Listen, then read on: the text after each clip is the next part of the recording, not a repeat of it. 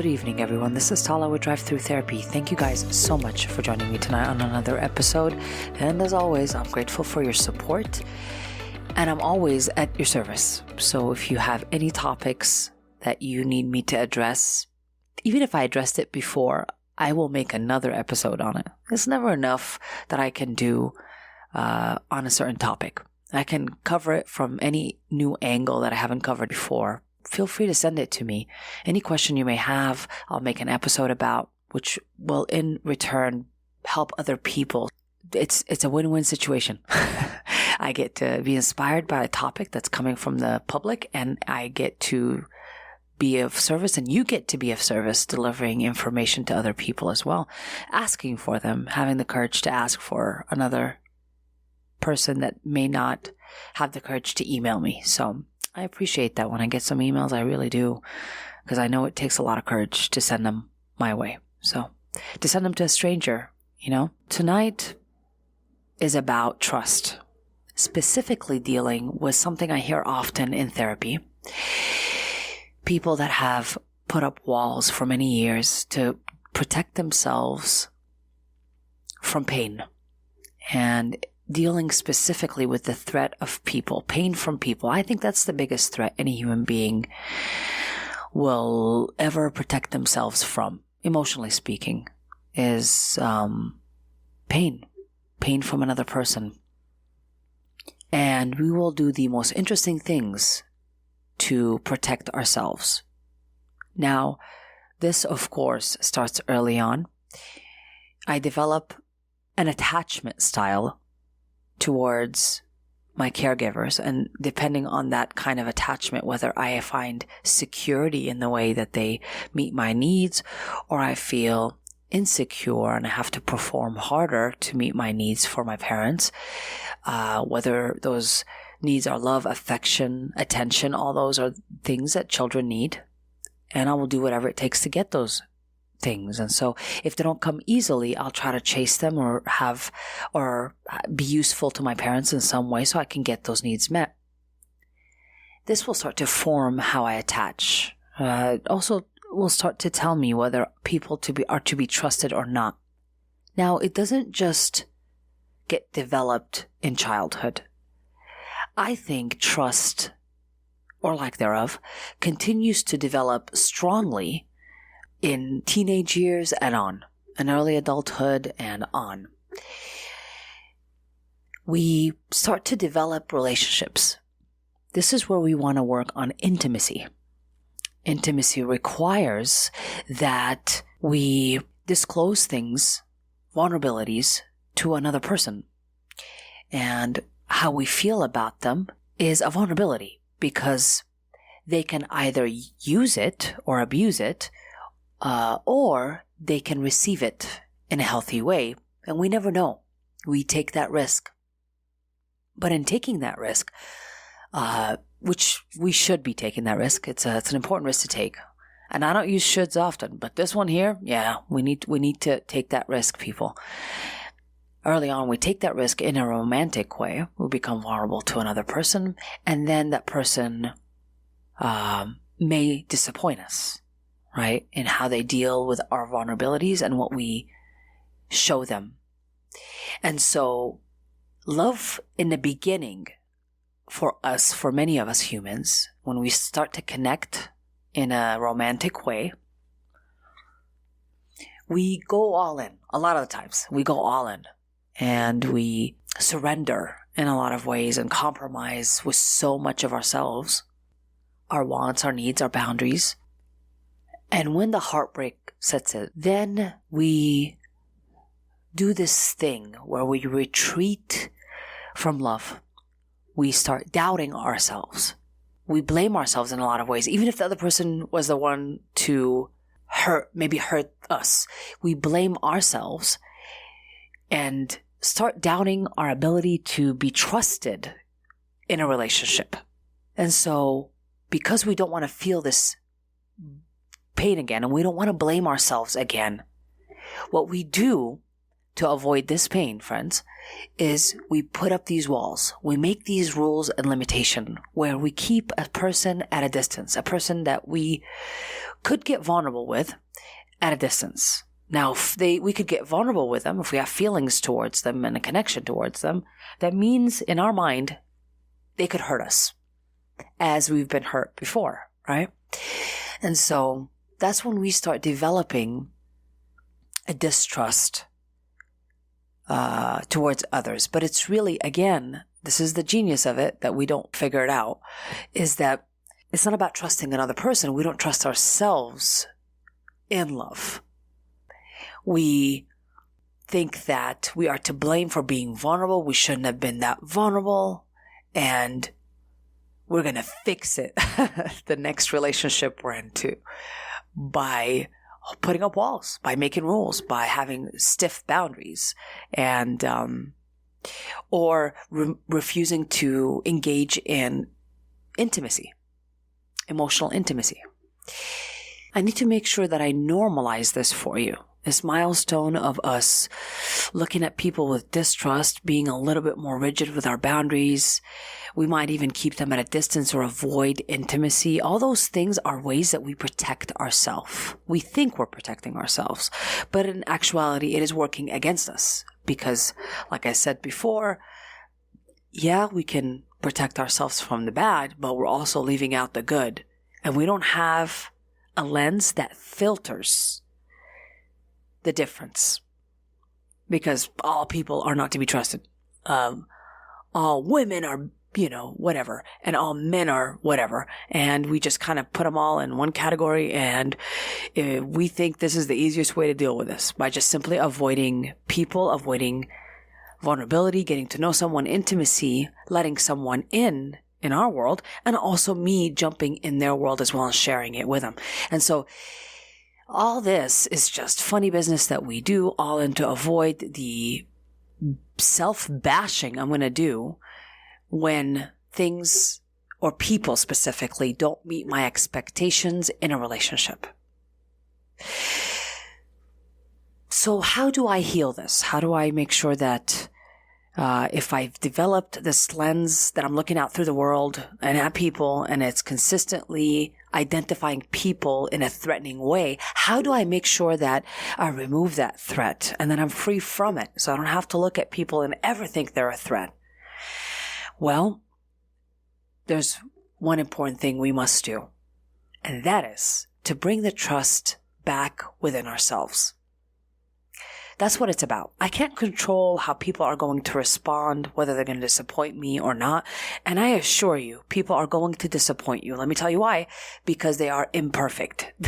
They can't read your mind. They have their own free will. And so they're going to disappoint you. But that's not what we need to focus on. Whether people are going to disappoint you or not is not what needs to be focused on. What needs to be focused on is your self-trust. Your trust within you, that if people do not meet the needs that you have in some way, then you can, at any time, even if you love them still, remove yourself from their life. Retreat and make a boundary that's healthy, where, yes, we could talk as friends, but I will not go further than that. I still love you as a person, but I cannot invite you into my domain, into my world. And that's the way to protect yourself in a healthy way. By generalizing, all people are not to be trusted, this isn't about people anymore. This is about you, right? This is something about you as a person who's looking at the world in that distrusting, suspicious way. You're going to sabotage important connections that you can make in your lifetime. And more importantly, you're going to not risk when you need to risk, right? When you need to risk and when you meet somebody that's worth the risk, more than likely, if you don't trust yourself, you're going to not risk your vulnerability. And I need people to risk their vulnerability. I need people to engage in that kind of risk where they meet a person and they give information about themselves. They share a bit of themselves. it doesn't have to be full-blown surrender, right? It's not what love is about. Unfortunately, that's what we think it's about in movies and in media, but it's not what it's about. It's not about full surrender. Love is about sharing each other's journey when we're together. We're sharing in each other's journey is the best way to say that. And so we don't need to go all out by making stiff rules where we don't allow people in. So we go back and take a look at your relationship with yourself. Forgiveness, specifically self-forgiveness, is what is needed here. We take risks. That's what love is about. That's what relationships and connectedness is about. We take risks. And the beauty of taking risks is that either way, we learn something from it. We learn a lot about ourselves. And every risk that we take, heartbreak that we might feel, disappointment we might feel, that information that we learn from those disappointments and that heartbreak is going to help us to get closer to filtering what exactly we want from another person. If we don't engage in this process and not take any risks, if we just continue to not take any risks with anybody else, we're not going to learn about ourselves and what we actually want. And what's the best way to know about what you want is going through what you don't want, to really hone that in and focus that in and give you a clearer picture of where you want to go. That's a wonderful thing. But we need to take the risk. We need to have the courage to take the risk and to trust ourselves in taking that risk. Specifically, when it comes to forgiving ourselves from the past, that's one, but also trusting that when I get into another relationship and it doesn't match what I want, I can accept it and bow out of that relationship gently and kindly. I don't need to hate myself for picking a person that is wrong or that is a disappointment and they broke my heart and all that. We take the risk, people. It's such a normal thing, and I want to make sure that everybody just brings it down to size. It's not a problem that we take the risk. I don't need you to hold a grudge against yourself for taking a risk on someone and realizing that it was disappointing or heartbreaking. It's fine. We need to go through many people, in order for us to figure out what we do want and to meet the person that is a great, compatible specimen to us. So there's nothing wrong with that. There's nothing wrong with this research process. But a lot of the times, socially we are conditioned to think that we shouldn't make mistakes in a relationship. We should be able to pick that person and it needs to be right and perfect and wonderful, and we can't make mistakes on it. And also it's another idea there that's pretty conditioned is that we have to control. If I give you love, you need to give me love back. If I give you respect, you need to give me respect back. I don't know why we think we need to expect that, because it doesn't allow for you to see when somebody doesn't respect your boundaries and doesn't want them, and doesn't, show you love in a healthy way. You will not be able to see it because you want what you want. And so in you wanting that, we're not willing to adjust our lens to look at things as they are. And so I'm going to nag to my partner and tell them that they need to change and they need to change and they need to change and they need to change, because I cannot accept that they're just not a good match. And that's hard to admit. And I think in my head that if I nag them enough, if I tell them enough, if I just complain about it enough, and all these are just forms of control and manipulation towards our partner. And let me just tell you, oh man, it's like we try to tell them to show us love this way, and it's not. We know deep down inside that we're forcing them to love us. It's not coming from them and the way they want to love us. It's like it has to be shown in the way I want it. And if I don't get what I want, I nag. I go to control mode and I want to change things up. And that's not real love. That's not love. That's control. That's possessiveness. Let's not mistake that with love. And to be honest, like Alan Watts said, we do not respect love that is not freely given. We just don't respect it. We know deep down inside that I made you do it. I made my husband, for example, make me breakfast on Mother's Day in the morning because that's what you should do. And I made him feel guilty about it. So the next time he did make me breakfast on Mother's Day because he remembers the guilt and the shame I put him through when he didn't make it. So, we know deep down inside, we know when we are forcing love. We know when we are trying to control it or manipulate it. And eventually we become resentful because we know deep down inside it ain't real. The other person really becomes resentful because they know that they have to perform like circus monkeys for love. For love. They're just not loved for who they are. They're loved for how useful they are. Trusting another person goes back again, and I want to keep reminding you this over and over, is that it goes back to my self-trust. If a person is not a match to me, that's okay. They're allowed to not be a match to me. I don't need to force them, but I need to accept the harsh reality that if they're not a match, I need to let them go. And I can let them go with love. It doesn't have to be an ugly scene. It doesn't have to be, World War 15. It can just be a simple, or even complicated, letting go. It can be done. But accepting that I'm not a match to someone, and I could trust myself to know myself enough to know, hey, I'm not a match to someone, and it's not that they're bad for me. It's not that I'm not enough. It's just not a match.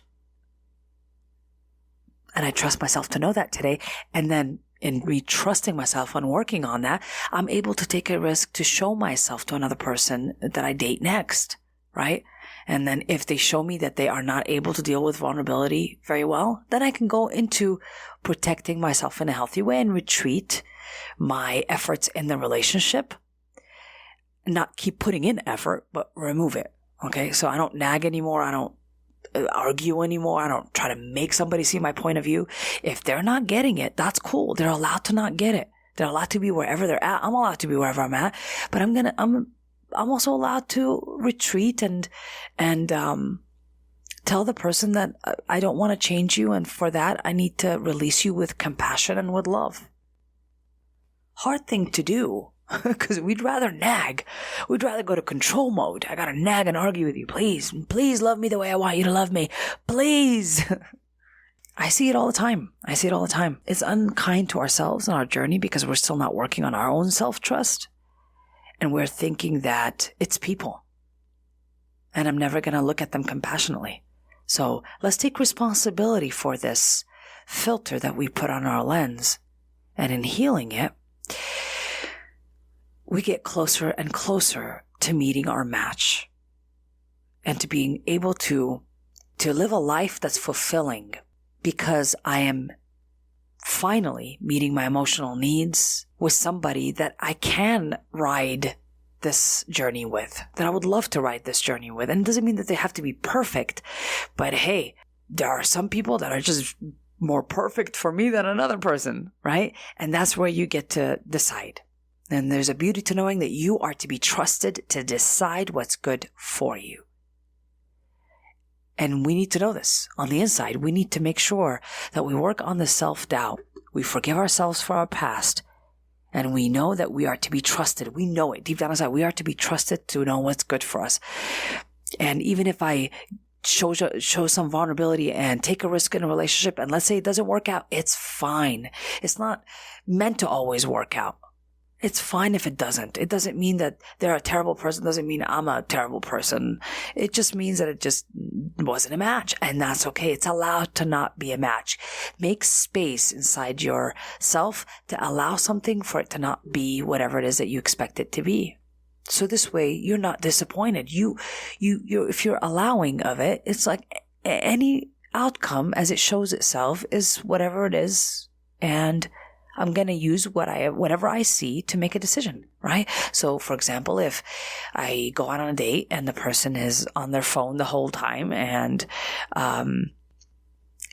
gets to the date really late and very rude, that's cool. I'm not going to nag them. I'm not going to tell them, please put the phone away, change, and start controlling or manipulating them. No, I can at that point say, thank you so much for this wonderful date, but I don't think that we are compatible. We're not a match at this time, but I appreciate it. And I wish you well. I wish you well on this journey. That's it. It doesn't have to be, what we make it out to be. I could trust myself to see what's in front of me as it is. I'm to be trusted to see that. Nobody else is better at that than me, about me. And that's what I want you to be sure of. That's how we heal and mend this idea that I don't trust anybody. People are not to be trusted. No, again, that statement isn't about people. If you ever say that statement, it's about you. And when you make it about people, you lose your power. You give it away. And at that point, you go to controlling external circumstances, which we cannot really control. Especially people, we cannot really control. They have free will. We need to accept that right away. I have free will, they have free will. We can nag them to death, but I'm in denial. I'm in denial when I'm doing that. If I'm arguing with them, if I keep telling them constantly to change, I'm in full-blown denial. I need to just stop. I need to just stop and trust what I already have seen and know about this person and make the decision that I need to make. Not keep nagging them out of fear. I hope I hammered that to little bitty pieces for you guys, because it's such an important thing that I deal with constantly. People put up their defenses and it limits what they allow in. And I don't want that for anybody. I want people to meet their match. In order for us to meet that match of ours, in love specifically, and even in friendships, we got to take that risk. We got to take that risk, show them who we are, allow them to show us who they are, and we could take it or leave it. And it's just like that, taking it or leave it. And although I'm talking about love and romantic connection, I'm also talking about friendships too. But specifically, it just happened to be that I'm talking about romantic relationships because that's probably one of the primary woundings that we get when it comes to connecting with others or building a distrust that I see often when it comes to people in relationships. And this avoidance of intimacy, that's what it results in. It's a mess. It's a mess. But we can heal that. We can heal it. If we take responsibility for it today, we can heal it. And from that place, man, oh man,